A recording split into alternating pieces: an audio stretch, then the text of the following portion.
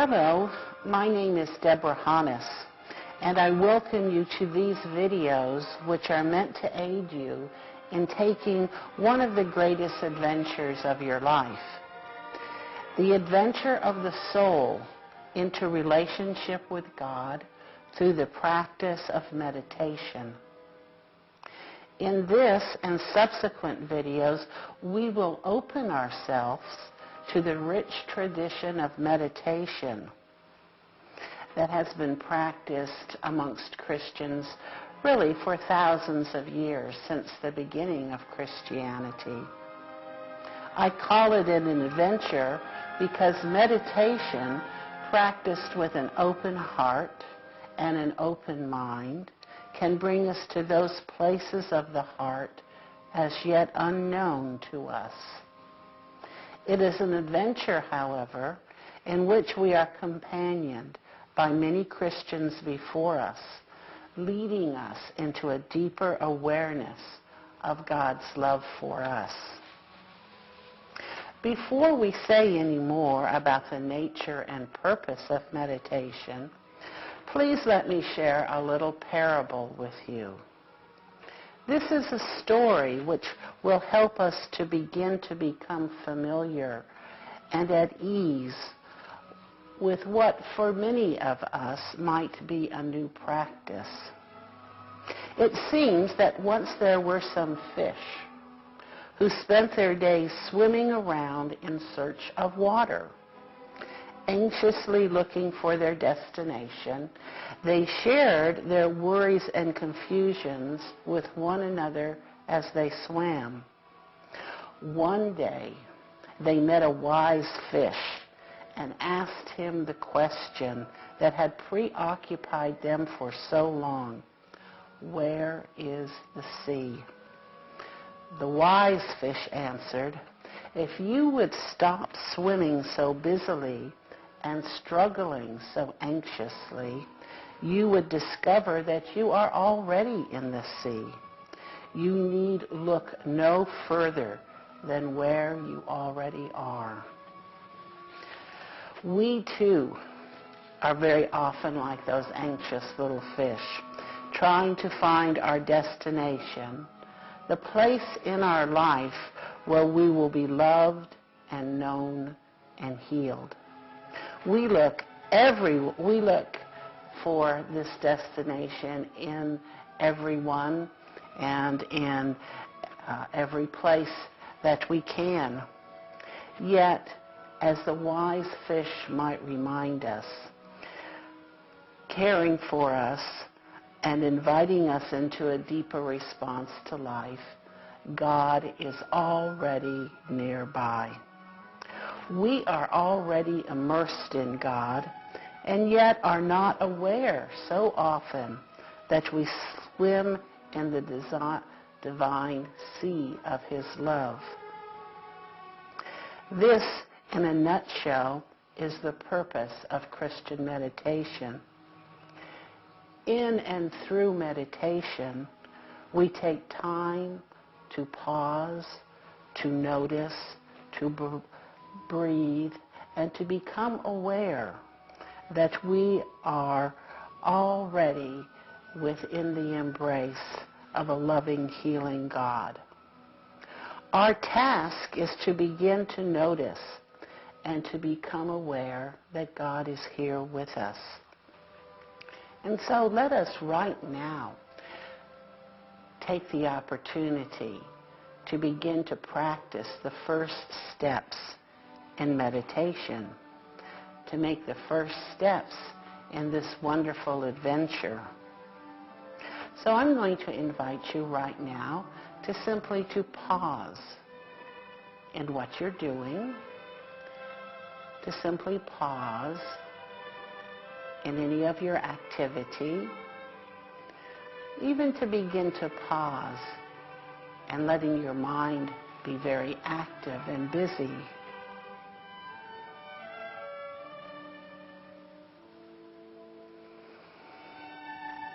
And now, having paused, I invite you to simply breathe.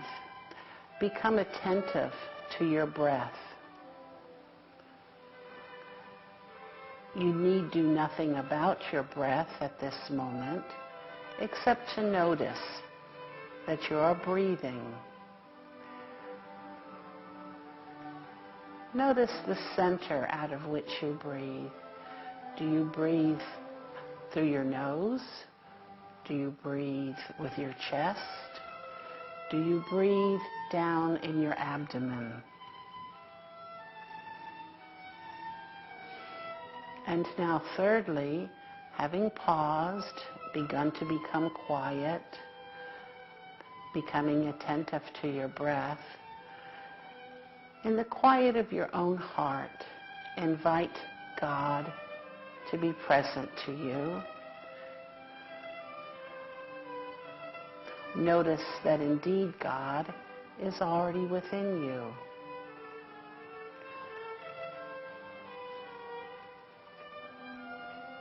Well, now you've begun the great adventure in meditation.